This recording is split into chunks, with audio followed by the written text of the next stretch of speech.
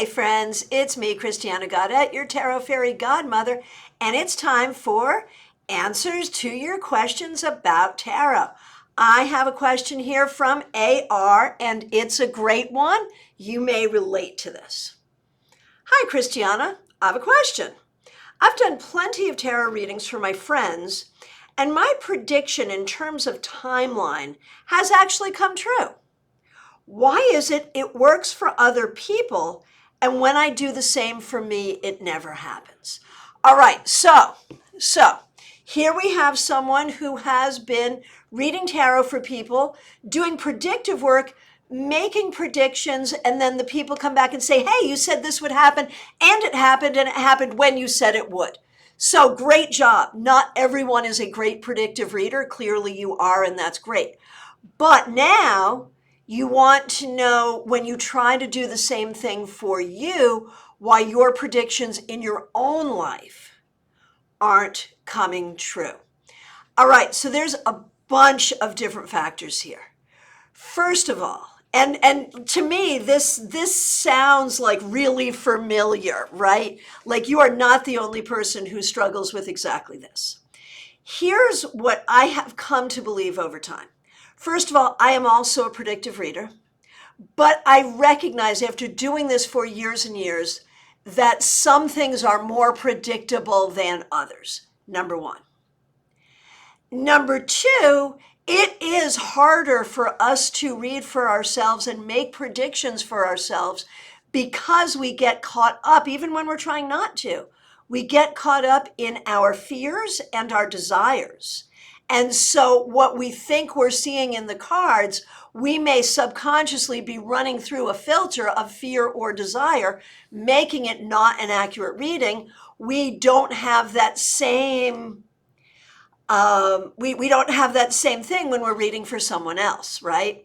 Now, the problem is there are people who will say, well, it's because tarot is not reliable as a predictive oracle. There are others who will say, well, it's because you shouldn't read for yourself. I think we need to look at this in a more nuanced way. In general, will any one of us be 100% with the predictions we make? No. And in general, will it be harder for us to make predictions for our own lives? Yes. I think that's universal and across the board for all of us, or for most of us. A comment if you see it differently. I'd love to hear, it's just experiential within the community. I think the thing to remember is that the value of tarot goes beyond the predictive and into the contemplative, and how tarot can help us heal, and how tarot can give us insight as to what we need to do to make what we want to have happen. And so your experience, I think, is not unique. I think it has to do with the fact that predictions are hard and reading for ourselves is hard. These are hard things to do with tarot. And I think it's fine for us to work with this and to play with this and to experiment with this.